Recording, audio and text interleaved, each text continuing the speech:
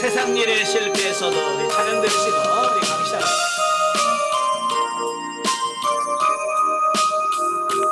세상 일에 실패해서도 절망하지 말라. 내가 너를 도우리라. 다시 일어서게 하리라. 질병으로 고통당해도 두려워 말라.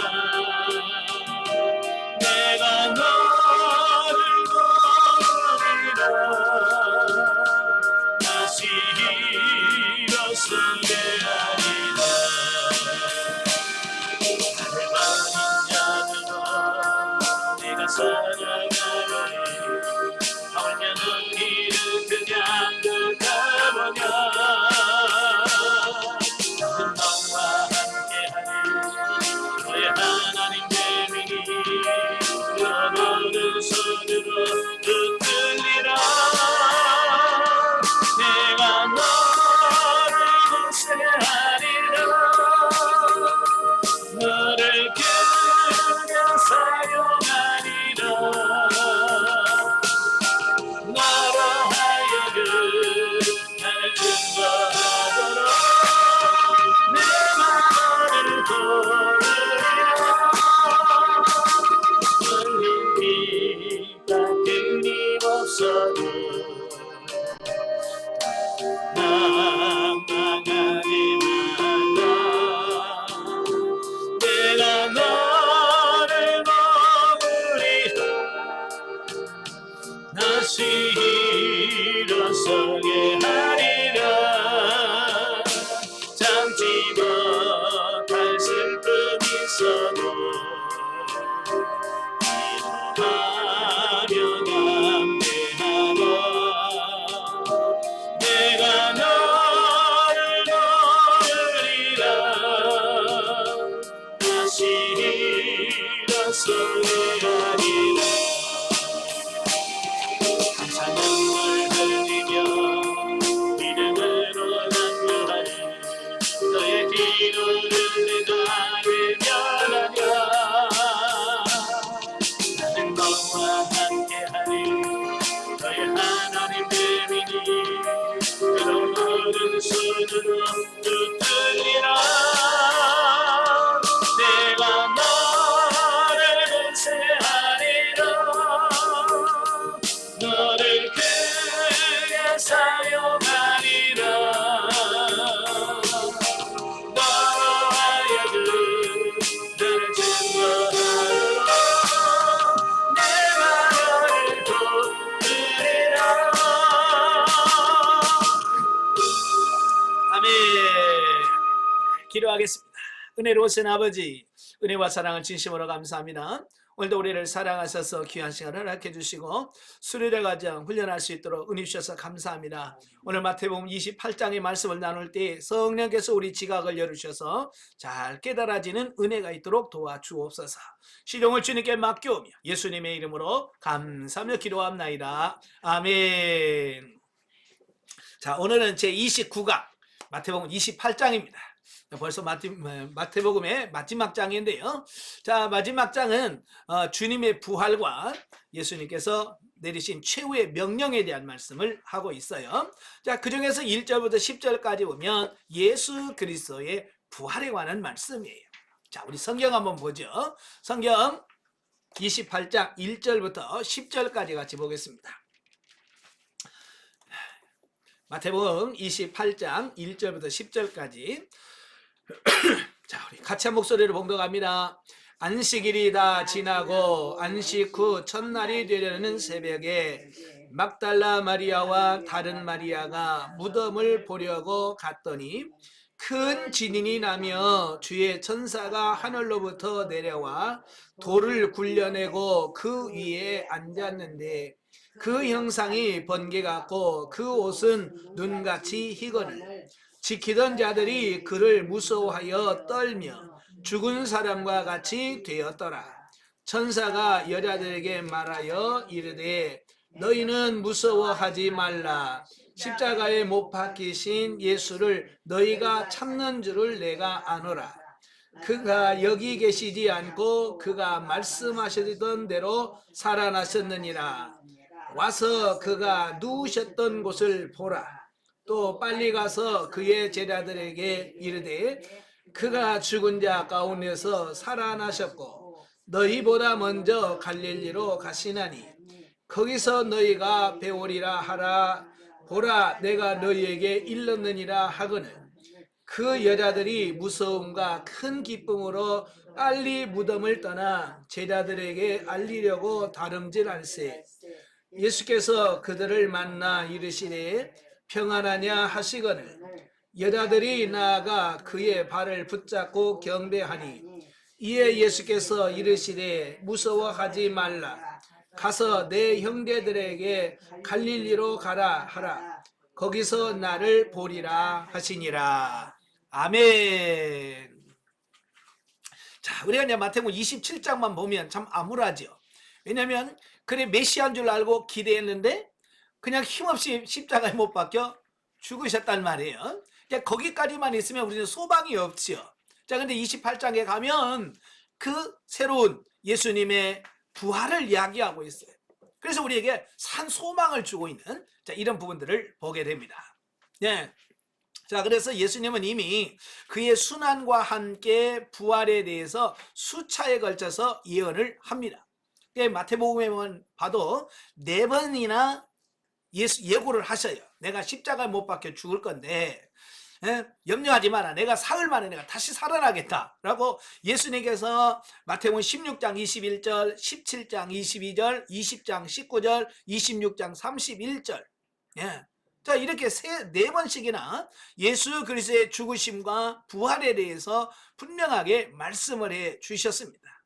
자, 예수님께서 이렇게 분명하게 말씀하시는 것은 뭐냐면 자기 자신이 누구냐면 하나님의 아들이시고 인류를 구원하러 오신 메시아야라는 사실을 분명하게 증거하고 있는 이 부분을 보게 됩니다.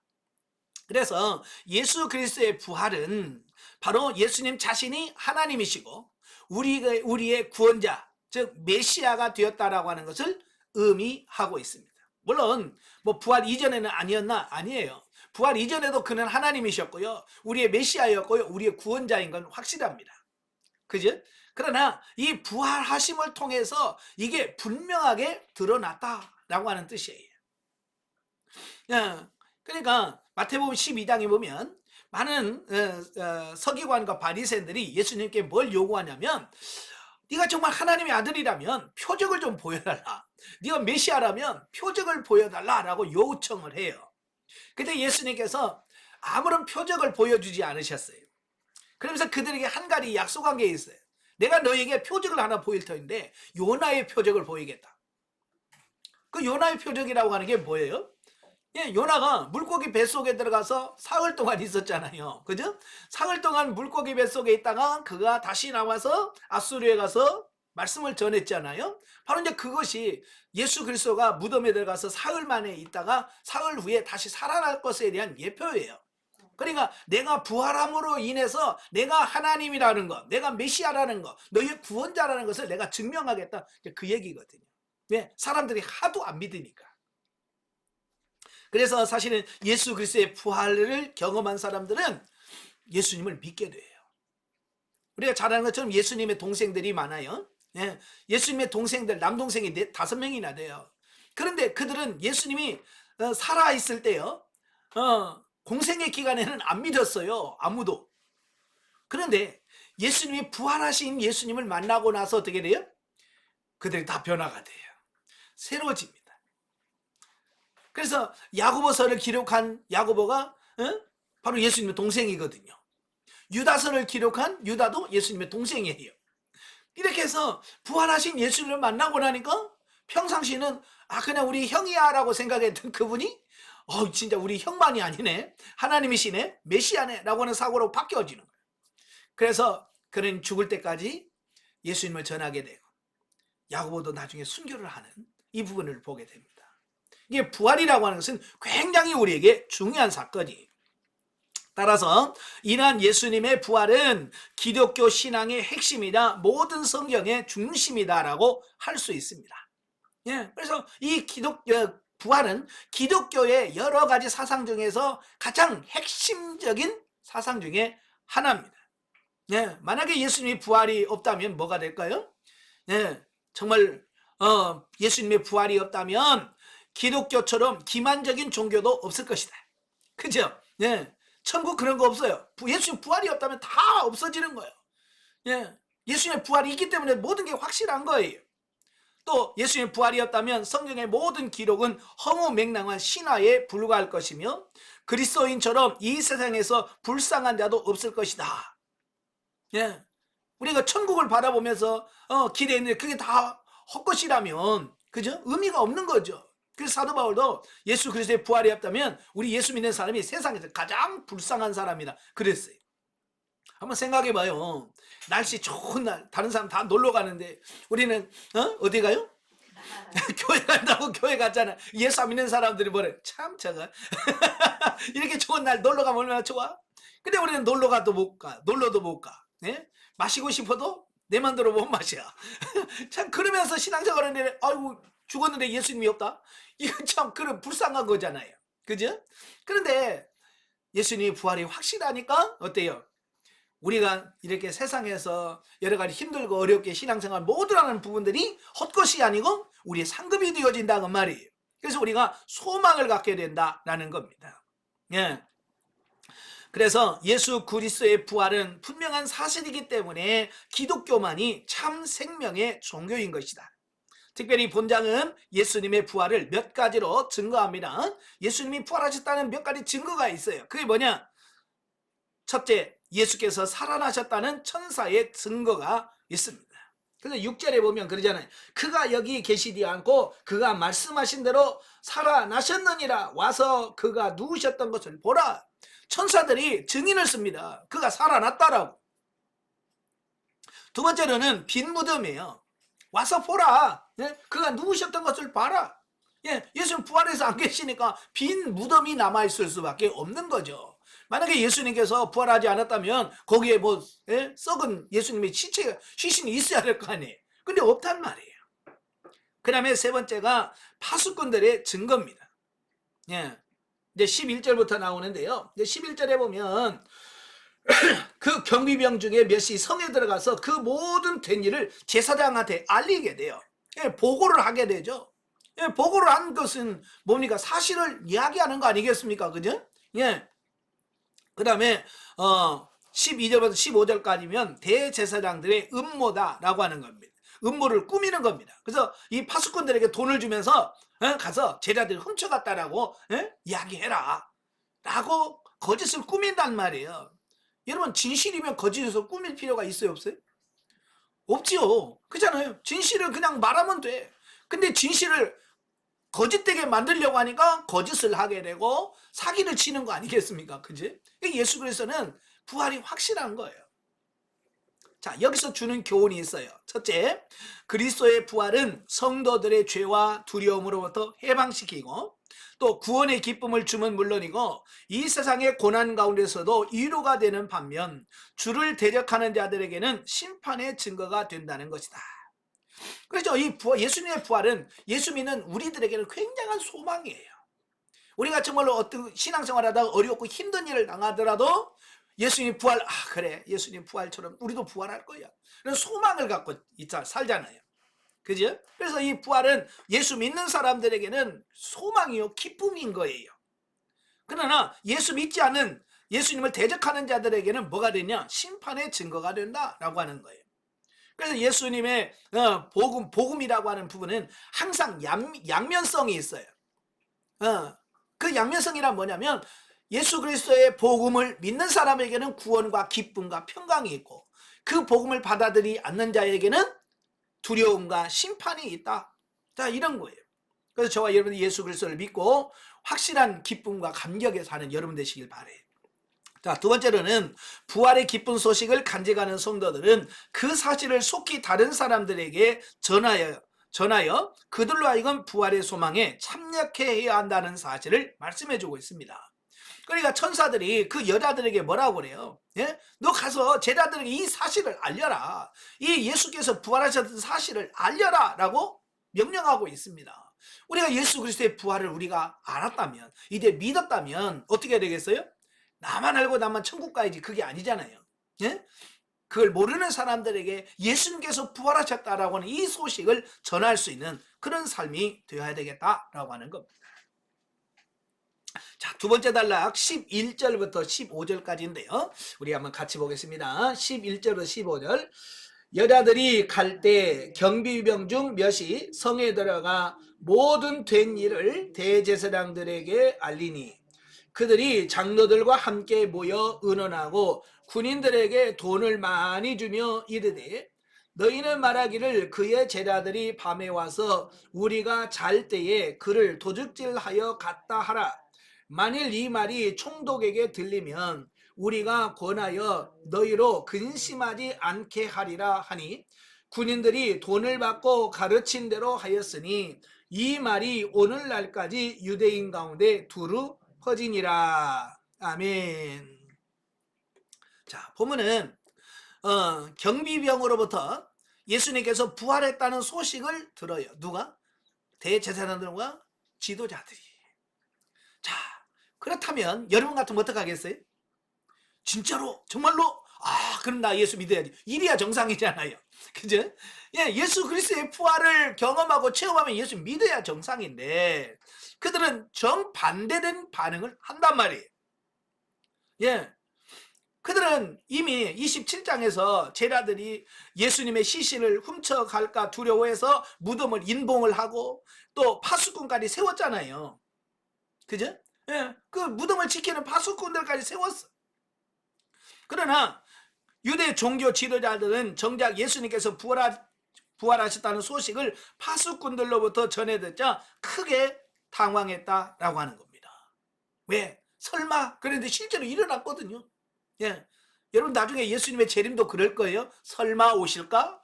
근데 진짜 오실 겁니다. 예, 바로 예수님의 부활도 그들은 안 믿었어요. 설마 진짜로? 라고 했는데 진짜 부활했거든요.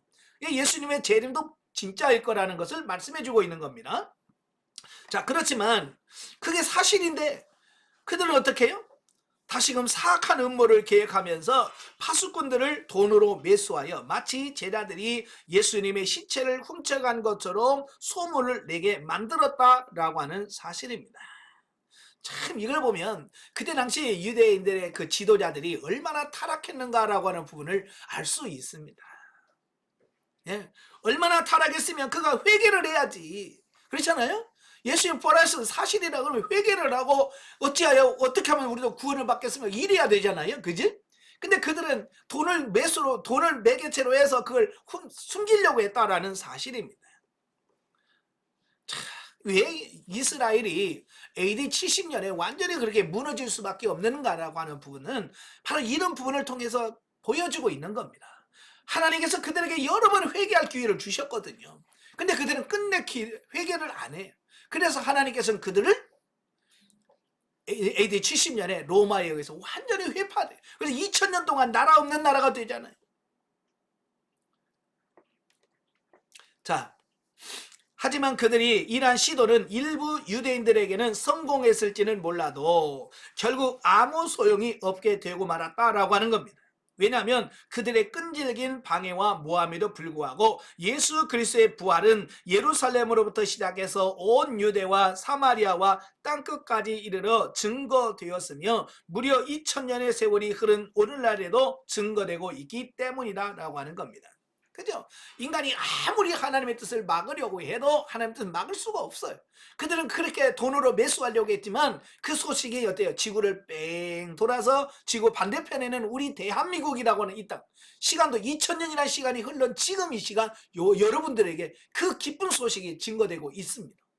그래서 오늘도 복음이 증거되는 곳마다 예수님께서 부활하셨다라고 잘 증거하고 있는 거죠.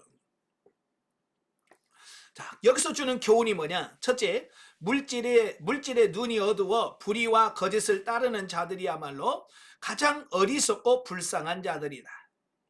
파수꾼들은 대제사장이 주는 돈에 현혹되어서 예수 그리스도의 부활을 거짓 증거하는 일을 했는데 결국 이것은 구원과 영생의 기회를 스스로 저버리는 처사였다라고 하는 겁니다.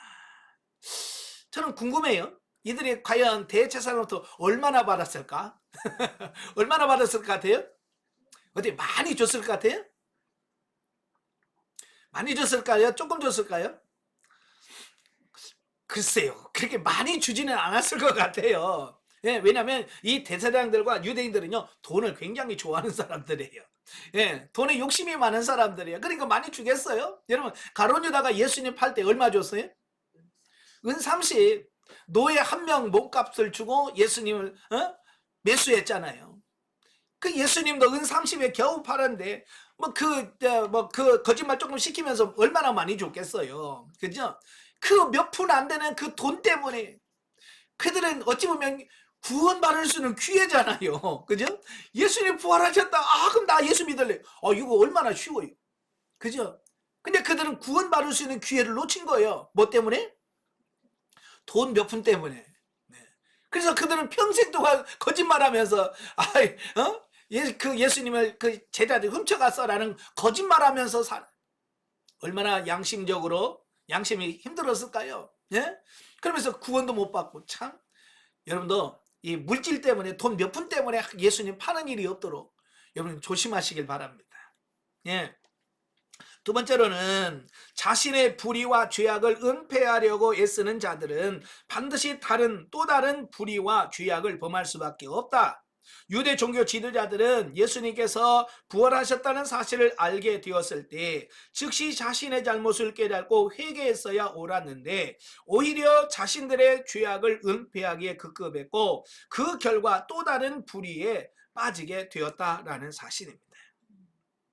자, 이게 뭐냐면 이 죄라고 하는 것은요 그냥 지었을 때 바로 회개하면 제일 간단해요. 근데 사람들은 죄를 짓고 바로 회개할 생각을 안 해요. 예, 이걸 숨기려고 그래. 이건 우리 조상부터 그래. 아담부터 죄를 짓고 나서 숨기려고 그래. 감추려고 그래. 그래서 하나님이 나타나서 너 왜 벌거벗었냐? 예? 하나님이 숨잖아요. 숨었어. 너 어디 있냐? 예, 숨었습니다. 예, 이 인간은 죄를 지으면 숨기려고 하는 것이 가장 인간이 가지고 있는 기본적인 속성입니다. 그러다 보니까 어때요? 또 다른 죄를 짓고 또 다른 죄를 짓는 겁니다. 그래서 이 겨울에 눈사람 만들 때 보면 처음부터 큰 게 안 만들잖아요. 그죠? 눈 요만큼 뭉쳐가지고 이제 눈에다가 이렇게 굴리잖아요. 그죠? 그래, 굴리면 어떻게 돼요? 막 점점 커지잖아요. 눈덩이 불어나듯이 불어나는 게 진짜.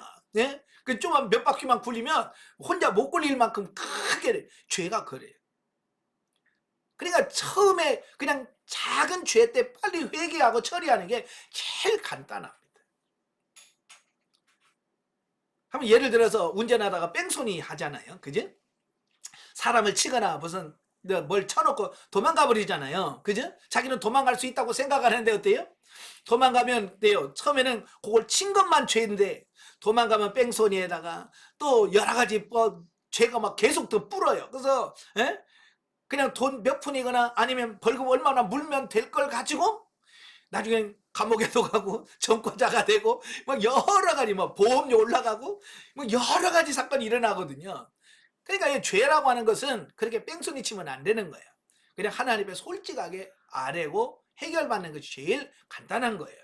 이 바로 이 제사장들도 보면 그러잖아요. 예수님의 그 부활을 숨기려고 하니까 파수꾼들 매수해야지, 또 거기다가 돈 줘야지, 또 그걸 계속 지키려면 얼마나 또 불안하겠어요. 그죠? 예? 누가 또 얘기할까봐 불안하고. 예? 죄는 빨리 해결하는 게 제일 좋습니다. 그 다음에 세 번째로 진리는 그 어떠한 난관에 닥쳐도 반드시 승리한다는 겁니다. 사악한 유대 종교 지도자들은 예수님의 부활을 은폐, 조작하려 했지만 결국 실패하였고 오늘날에 이르기까지 수많은 사람들이 부활을 소망 가운데 예수님을 믿고 따르고 있다라고 하는 겁니다. 여러분, 진리는 반드시 승리합니다. 아시겠죠? 예, 그래서 여러분도 아무리 힘들고 어려워도 진리 편에 서셔야 돼. 예, 우리는 자꾸 힘들면 타협을 하려고 해요. 예, 타협을 하려고 하는데 타협하면 안 됩니다. 많은 역사 속에 보면 기독교가 엄청난 탄압을 받을 때가 많이 있었어요. 그럴 때마다 한쪽에는 순교하는 사람이 있고 한쪽에는 아예 배교하는 사람이 있고 한쪽에는 뭐요? 서로 대충 해가지고 연합한 이런 사람들이 있단 말이에요. 누가 승리했을 것 같아요? 예, 진리를 지키고 끝까지 순교하면서 지켰던 그 사람들은 승리한 줄로 믿습니다. 우리도 그렇게 돼야 될 줄로 믿습니다. 자, 마지막 16절부터 20절까지 보겠습니다. 자, 같이 읽죠.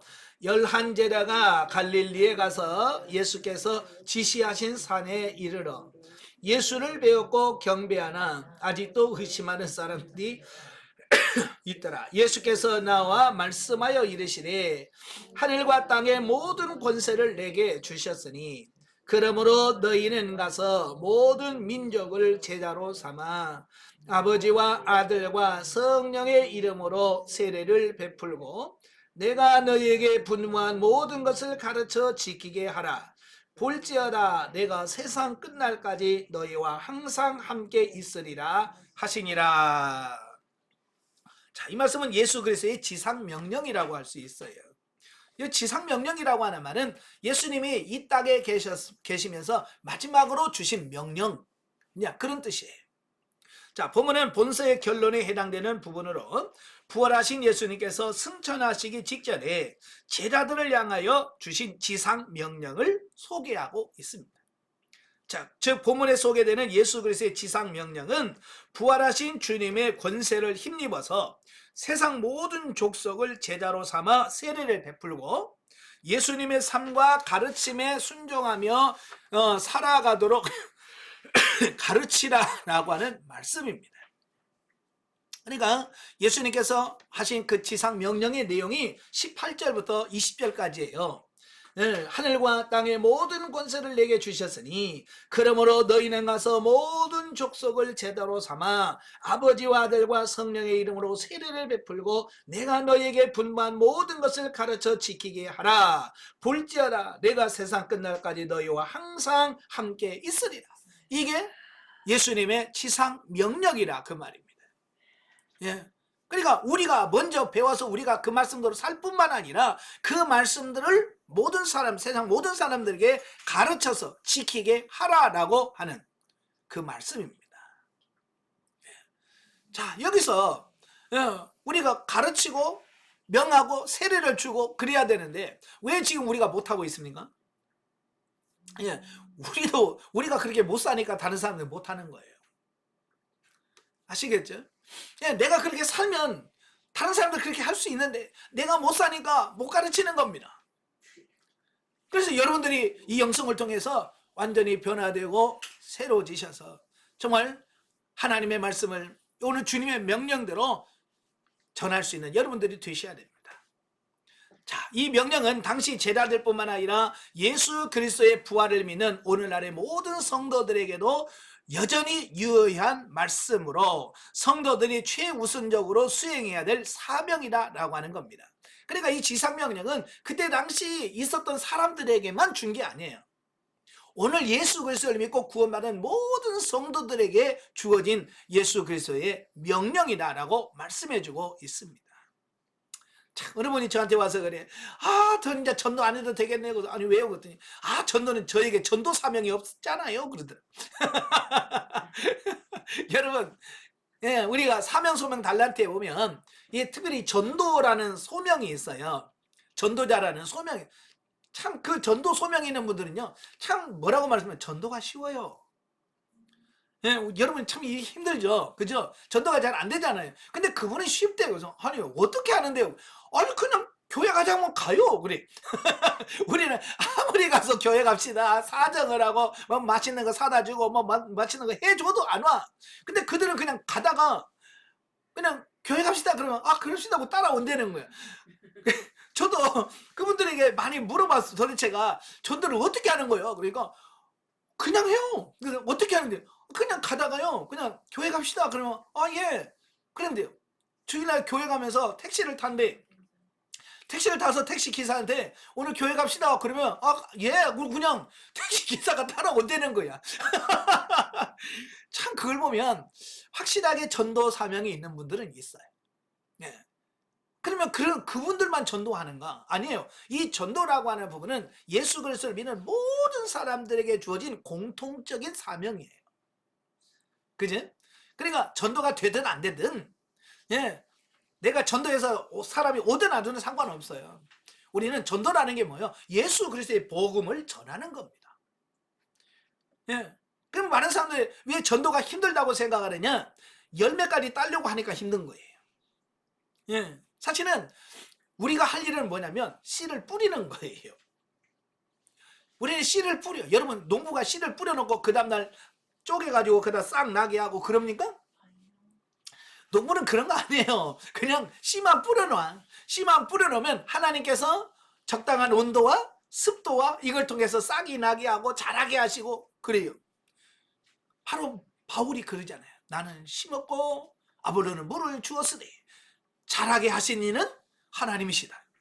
예, 열매 맺게 하시는 하나님이에요. 그러니까 우리는 그 하나님의 사역을 믿고요. 하나님께 맡기셔야 돼요. 내가 할 일은 뭐라고요? 전하는 거예요. 그냥 예수 믿으세요. 예? 예수님이 우리의 구원자입니다 라고 증거하는 게 우리가 할 일이고 그 나머지 그 마음속에 받아서 믿고 자라서 살게 하시는 이는 하나님이시라는 거예요. 전도하시길 바래요. 예. 자, 여기서 또 예수님께서는 이러한 지상 명령과 더불어서 예수님께서 우리에게 약속을 하나 주셨어요. 그게 뭐냐면 너희와 항상 함께 있을 것이다 라고 하는 약속을 해 주셨습니다. 실제로 이 약속은 오순절 성령 강림으로 성취되었다라고 하는 겁니다. 여러분 성경에는 우리에게 주시는 하나님의 복이 참 많아요. 여러 복이 있어. 근데 하나님께서 우리에게 약속하신 복 중에서 가장 큰 복을 말할 땐 뭐예요?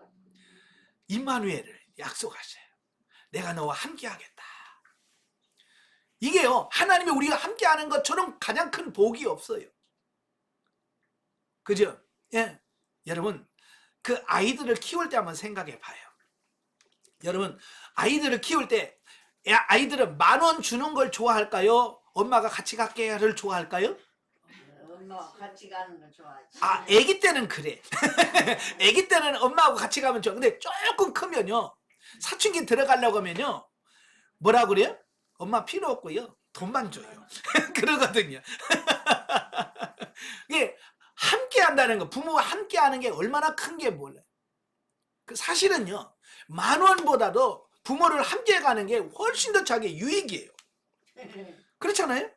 만약에 10,000원만 갖고 가면 10,000원짜리밖에 못 사.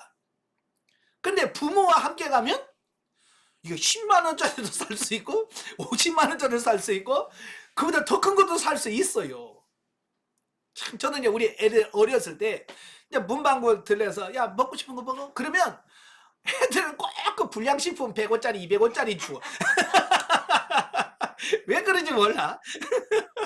내가 돈이 없다는 걸 알아서 그런지 모르지만 우리 애들은 꼭 100원짜리 200원짜리 그러면 저는요 우리 애들 좀 건강한 거 먹이고 싶어. 좀 좋은 거 먹이고 싶어. 그래서 야 그거 말고 좀 좋은 거 사봐. 좋은 거지 뭐. 왜? 그러니까 부모한테 가면 자기들끼리 가면 100원짜리 주워 먹는데 부모하고 가면 1,000원짜리 먹는단 말이에요. 이게 부모와 함께 하는 게 얼마나 복인지. 근데 애들은 그걸 몰라요. 그러니까 오지 말고요 그냥 10,000원만 줘요. 돈만 줘요라고 한단 말이에요. 예수님도 예? 우리에게 내가 너와 함께 하겠다 이 복을 약속해요. 근데 우리는 뭐라 그래? 괜찮아요. 하나님 앞서도 돼요. 그냥 물질의 복만 주시고요. 예? 몸 아플 때 건강만 주시고요. 자녀들 그냥 복전이나 주시고요. 우리는 그러고 있다 그 말이에요. 가장 큰 복이 뭔지 몰라. 성경 66권 중에서 하나님께서 우리에게 주신다는 복 중에서 가장 큰 복이 뭐냐? 임마누엘 내가 너희와 함께 하겠다. 이 복이에요. 이 복이 오늘 여러분 가운데 함께 임하시길 바랍니다. 아멘. 예. 자, 여기서 주는 교훈입니다. 첫째, 예수님께서는 성도들에게 복음 전파의 사명뿐만 아니라 능력과 권세도 아울러 주신다라는 사실이에요. 주님께서는 결코 우리 성도들이 해낼 수 없는 일을 하라고 강요하시는 분이 아니다. 우리 성도들이 주님의 권능을 의지하기만 하면 능히 해낼 수 있는 일들을 사명으로 부여하신다라고 하는 겁니다. 많은 사람들이 무슨 일을 시키면요, 겁부터 내요. 저는 능력이 없어요. 그거 감당할 수 없습니다라고 말한단 말이에요. 그런데 성경을 보면요, 항상 하나님은 어떤 일을 맡기시면 그 일을 감당할 수 있는 힘과 능력과 모든 것을 다 제공하시더라는 거예요. 제가 마태복음 10장을 하면서 여러분 말씀드렸어요. 예수님이 제자들을 둘씩 짝을 지어서 전도 내보내면서 야 가서 전도하고 와 그러지 않았어요. 그들에게 뭐 하셨냐? 귀신을 쫓아내고 병을 고칠 수 있는 능력을 그들에게 주셨다 그랬어요. 그러니까 전도 내보내기 전에 예수님은 그들이 감당할 수 있는 능력을 다 주셨어요. 그리고 가서 전하라고 말씀하시는 거예요. 오늘 우리도 마찬가지예요. 저도 처음에 그게 안 믿어지더라고요. 그래서 저도 이제 처음 신학교 들어갈 때 얼마나 갈등을 많이 했는지 몰라요. 예, 저 말도 못하는데요. 저 사람들 앞에서 말도 못하는데요. 뭐 그러면서 여러 가지 그것들을 핑계를 대면서 난 못해요. 예? 저는 능력이 없는 줄 알았어요.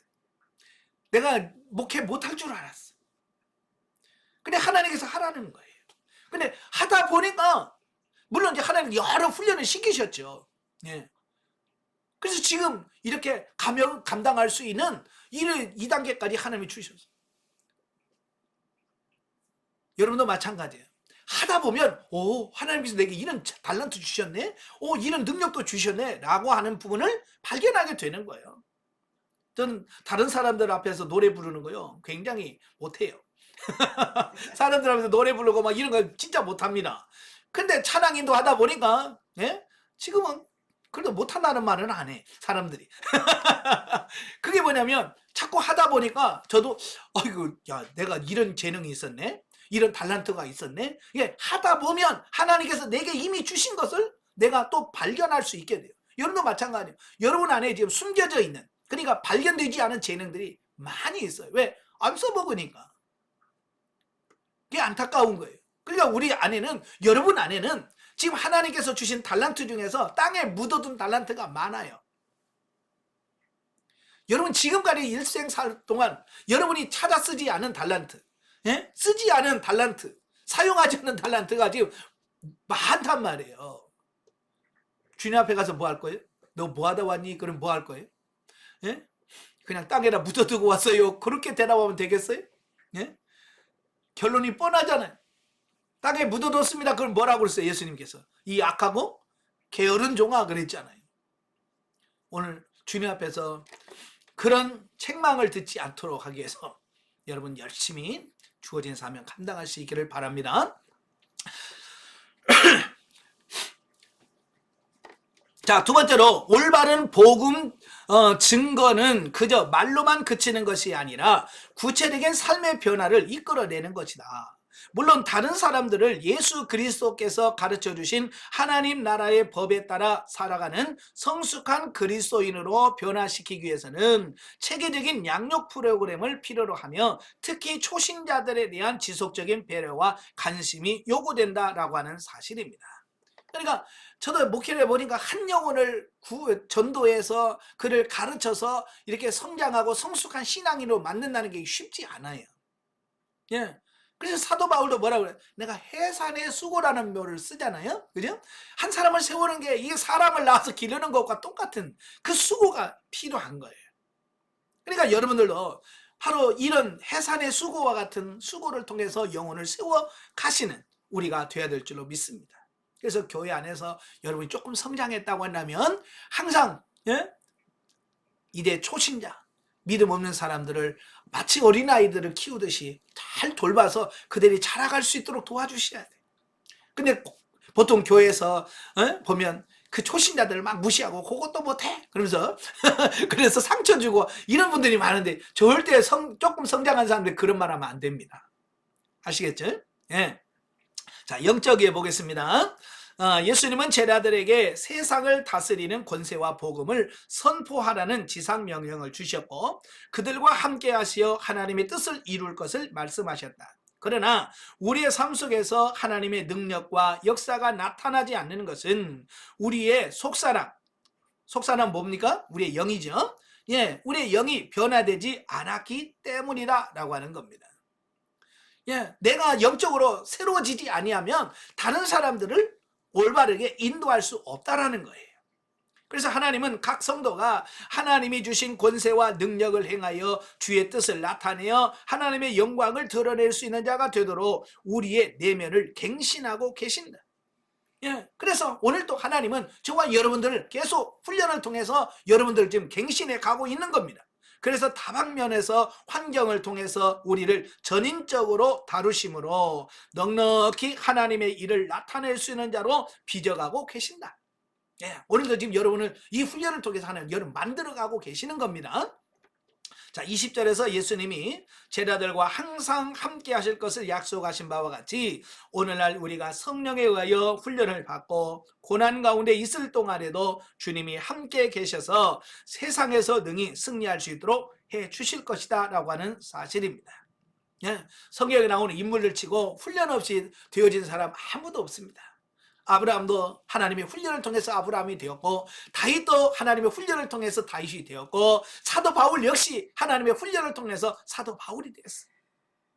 여러분이 지금 주신 그 훈련 잘 통과할 수 있기를 바랍니다. 아시겠죠? 예. 자, 마지막으로 성경 계시 발전사적 이해. 자, 오늘은 제자에 대한 부분을 제자라는 말을 한번 보려고 그래요. 마태복음 28장 19절에 보면 그러므로 너희는 가서 모든 민족을 제자로 삼아. 예, 제자로 삼아. 제자라는 말이 나오게 되어집니다. 이 제자라고 하는 말은 히브리어로 타르밋 또는 리뭇이라고 하고요. 헬라어로는 마데테스 또는 마데트리아라고 하는데요. 그 제자라고 하는 말은 배우는 사람, 또 생도, 제자라는 그런 의미를 가지고 있습니다. 그래서 이 고대부터 옛날부터 항상 선생이 있고 가르치는 선생이 있고 그 선생 밑에 배우는 제자들이 있었다라고 하는 겁니다.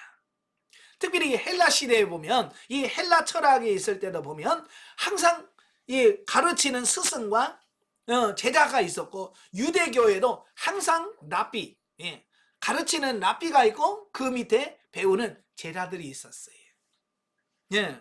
그래서 항상 유명한 스승 밑에는 배우는 제자들이 많았어요.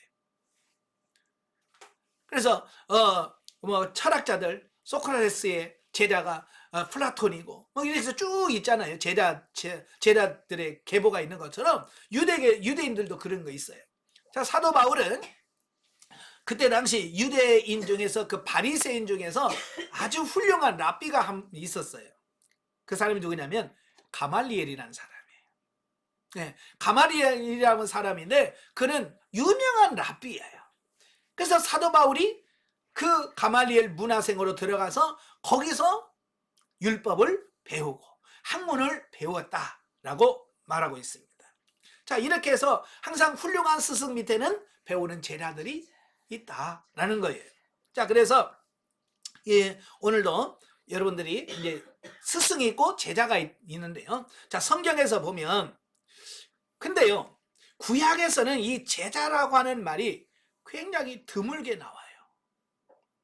구약에서는 제자라는 말이 몇 번 나온 줄 아세요? 6번밖에 안 나와요.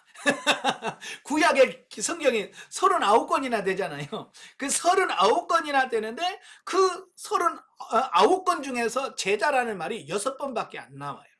그러니까 구약에서는 제자를 삼아서 하는 부분들이 굉장히 좀 축소되어지고 작았다라고 이렇게 볼 수밖에 없어요. 물론 옛날 개역 성경에는 제자라고 하지 않고 생도라는 말을 썼어요. 그래서 선지생도. 선지생도라는 말을 썼는데 개역 개정판을 하면서 이 생도라는 말을 좀 제자라는 말로 바꿔서 사용되지는 이런 부분들을 보게 됩니다. 어쨌든 성경에는 구약 성경에서도 이 제자라는 말이 별로 나오지는 않지만 그래도 스승이 있고 항상 그 스승을 통해서 배움을 받는 제자들이 구약 시대도 있었다라고 하는 부분을 보게 됩니다.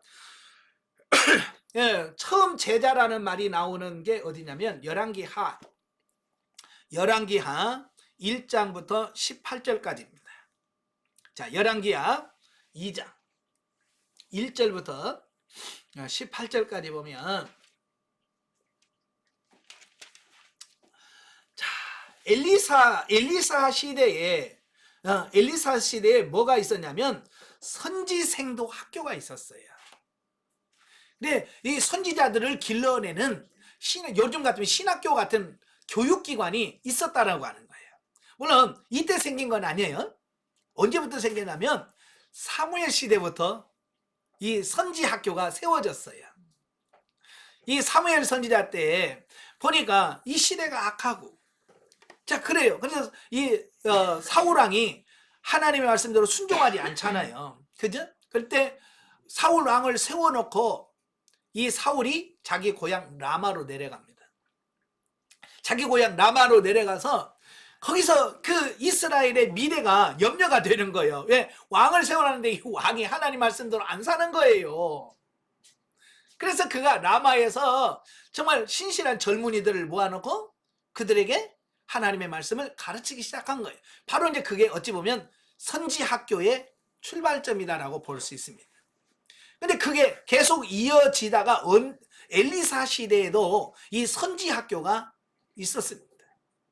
근데 그때 엘리사 시대가 아합 시대거든요. 시대가 정말 어려운 시대인데 바로 그 어려운 시대에도 선지 학교는 부흥했습니다. 그래서 그들은 숙소가 너무 비좁아서 어떻게 해요? 그 숙소를 확장할 공사를 하기 위해서 도끼를 빌려와요. 예, 도끼를 빌려와서 요단강에서 나무 찍다가 도끼가 퐁당 빠져. 그죠? 엘리사 시대에. 그러니까 그 엘리사가 야 어디 빠졌냐? 저긴데요. 그러니까 나뭇가지를 꺾어서 착 던지니까 도끼가 떠올랐어요. 예. 자, 바로 이만큼 엘리사 시대에 가장 악한 시대에 선지 학교가 부흥됐다라고 하는 부분을 보게 됩니다. 바로 이제 오늘 열왕기하 2장을 보면 이제 엘리야 시대에서 엘리사 시대로 넘어가는 이제 엘리야는 승천을 하고 엘리사가 그 뒤를 잇는 말씀이에요. 예? 그러니까 엘리사를 시험하니라고 너 여기서 따라오지 마. 예? 근데 엘리사가 끝까지 따라가잖아요. 그 끝까지 따라가서 뭘 합니까? 내 소원이 뭐냐?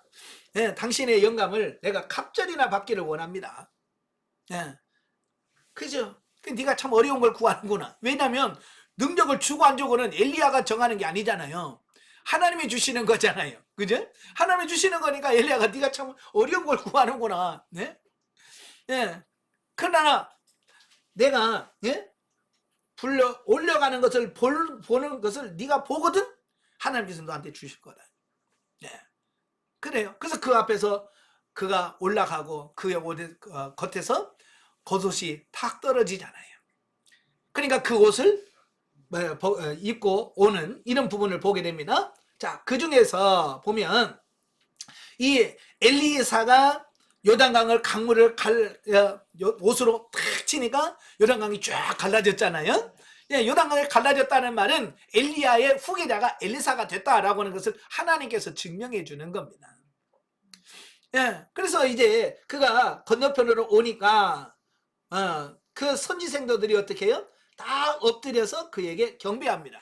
왜? 하나님이 이제 후계자로 엘리사를 세워줬다는 걸 인정하는 거죠. 자, 그런데 자 16절 한번 보겠습니다. 열왕기하 2장 16절 다 같이 16절 그에게 이르되 당신의 종들에게 용감한 사람 50명이 있으니 청하건대 그들이 가서 주인을 찾게 하소서. 아멘. 자, 여기까지. 자, 여기서 사람이 몇 명이나 있었다고요? 50명이나 있었다. 그러니까 그때 당시 선지생도들이 최소 50명 이상이 됐다 그 얘기거든요. 그죠? 그때 엘리야의 제자들 선지생도들이 50명 이상이 됐다. 예, 그들을 동원해서 엘리야를 시신을 찾도록 하자라고 요청하는 이런 부분들을 보게 되어집니다.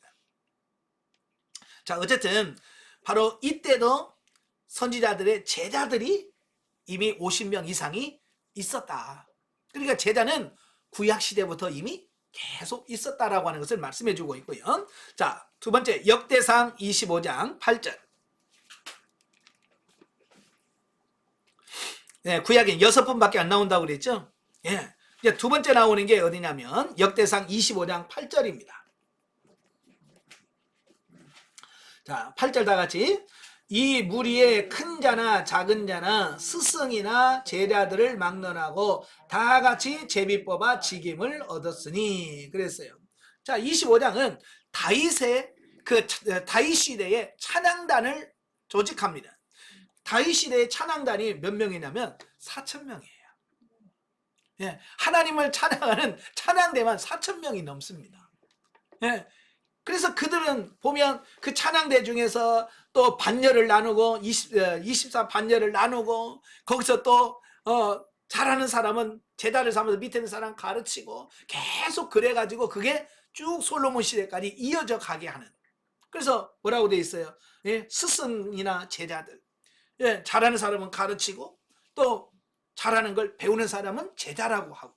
그래서 계속 그 음악에 대한 이런 부분들을 전수하는 이런 부분들을 보게 됩니다.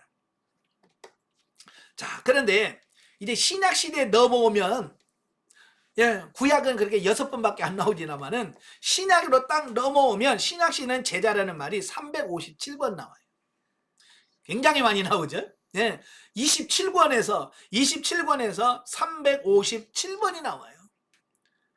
그러니까 제자라는 이름이 안 나오는 성경이 없을 만큼 예, 제자라는 말을 많이 활용하게 되어집니다. 자, 그 중에서 제일 먼저 나오는 게 마태복음 9장 14절입니다. 마태복음 9장 14절. 다 같이 읽겠습니다. 그때에 요한의 제자들이 예수께 나와 이르되 우리와 바리새인들이 금식하는데 어찌하여 당신의 제자들은 금식하지 아니하나이까. 자, 여기서 보면 누가 나오냐면 세례 요한의 제자들이 나옵니다. 예, 세례 요한의 제자들이 나와요. 또 세례 제사장이 세례 요한의 제자들이 여기는 나오는데요. 자, 그때 당시 이 세례 요한도 굉장히 많은 제자들을 두고 있었습니다. 근데 재밌는 것은 그 세례 요한의 제자였다가 나중에 예수님의 제자로 전향한 사람이 있어요. 예, 예수님을 만나기 전에는 세례 요한의 제자였어요. 그래서 세례 요한에게 배우고 같이 했던 사람 중에서 예수님을 만나고 나서 예수님의 제자가 된 사람이 있죠. 누굴까요? 안드레와 요한입니다. 요한. 안드레와 요한은 본래 세례 요한의 제자였어요. 그러다가 세례 요한이 어느 날 예수님을 가리켜서 뭐라고 그래요? 세상 죄를 지고 하는 하나님의 어린 양이로다.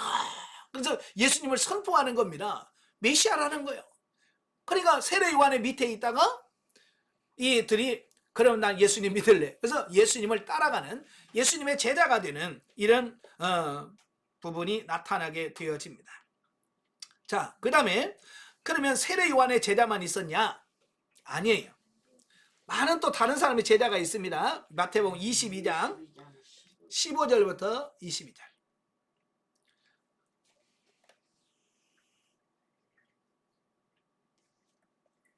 자, 마태복음 22장 15절부터 22절까지 보면 자, 다 같이 읽겠습니다. 이에 바리새인들이 가서 어떻게 하면 예수를 말의 올무에 걸리게 할까 상의하고 자기 제자들을 헤롯 당원들과 함께 예수께 보내어 말하되 선생님이여 우리가 아노니 당신은 참되시고 진리로 하나님의 도를 가르치시며 아무도 꺼리는 일이 없으시니 이는 사람을 외모로 보지 아니하심이니라. 그러면 당신의 생각에는 어떠한지 우리에게 이르소서. 가이사에게 세금을 바치는 것이 옳으니까 옳지 않으니까 하니. 여기까지만 하겠습니다. 예, 자, 15절에 보면 뭐라고 그랬어요? 18절에 자기 제자들, 여기서 자기 제자는 누굽니까? 바리새인들의 제자예요. 그러니까 세례 요한만 제자가 있는 게 아니고 바리새인들도 자기 제자들이 있어서 늘 그들에게 가르치고 있었다라고 하는 부분을 보게 됩니다. 근데 이 바리새인의 제자들은 누구와 손을 잡느냐? 헤롯 당원들과 손을 잡아요. 헤롯 당원들과 손을 잡고 예수님을 공경에 빠뜨리려고 음모를 꾸미는 이 부분들을 보게 됩니다. 아까도 말했죠? 바울은 바리새파에 속한 가말리엘의 제자예요. 문화생이었다 그 말입니다. 그러니까 제자들은 누구나 둘 수 있었다라고 하는 거예요. 그러니까 세례 요한도 제자가 있었고 예수님도 제자가 있었고 바리새인들도 제자가 되었고 또 뭐 그 헤롯 땅이 나오는데 헤롯 땅은 제자가 없었을까요? 또 헤롯 땅은 또 신입 사원들이 있고 또 배우는 사람도 있었겠죠. 항상 사람들이 있는 곳에서는 가르치는 스승과 제자가 있었다라고 하는 거예요. 마태복음 10장에 보면 이제 예수님도 제자를 세우십니다. 자, 마태복음 10장 1절부터 4절까지입니다. 마태복음 10장 1절부터 4절까지. 같이 읽죠? 예수께서 그의 12제자를 부르사 더러운 귀신을 쫓아내며 모든 병과 모든 약한 것을 고치는 권능을 주시니라. 12사도의 이름은 이러하니 베드로라 하는 시몬을 비롯하여 그의 형제 안드레와 세베대의 아들 야고보와 그의 형제 요한, 빌립과 바돌롬의 도마와 세리마테, 알페오의 아들 야고보와 타데오, 가나나인 시몬과 가룟 유다 곧 예수를 판자라 그랬죠. 예수님도 12명의 제자를 선택해 하셨어요. 그래서 그들을 늘 데리고 다니면서 하나님의 말씀을 가르치셨다라고 하는 부분을 보게 되어집니다. 뿐만 아니라 오늘 본문 나오죠. 28장 19절에 뭐라고 했어요? 모든 족속으로 제자를 삼아 가르쳐라. 모든 족속으로 제자를 삼아 아버지와 아들과 성령의 이름으로 세례를 주고 내가 너에게 분반 모든 것을 가르쳐 지키게 하라라고 지상 명령을 내리셨다라고 하는 겁니다. 신약 또 넘어가면 사도행전 9장으로 넘어가면 누가 나오냐면 이제 바울이 9장부터 출연을 하죠. 9장부터 이제 바울이 출연을 하게 되어지는데 바울도 예수를 믿자마자 뭐하냐? 바울도 제자를 삼아요. 자, 사도행전 9장 25절 보면 23절부터 읽겠습니다. 여러 날이 지남에 유대인들이 사울을 죽이기를 공모하더니 그 계교가 사울에게 알려지니라. 그들이 그를 죽이려고 밤낮으로 성문까지 지키는을 그의 제자들이 밤에 사울을 광주리에 담아 성벽에서 달아 내리니라 그랬죠.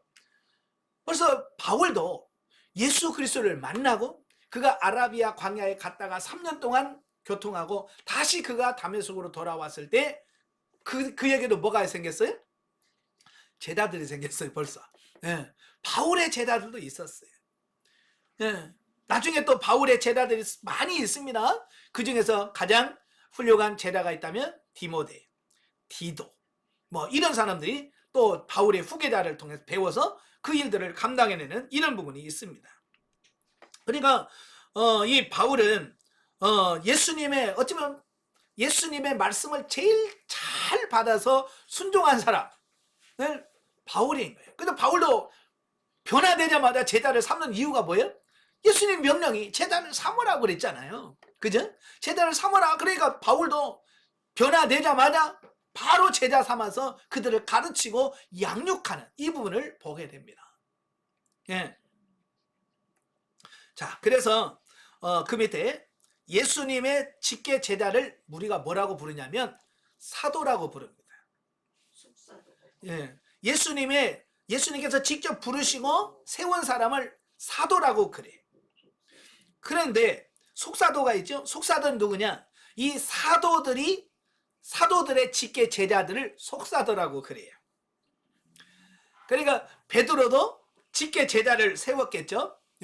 베드로에게 직접 배워서 세운 제자들, 바로 그 사람은 속사도라고 그래요.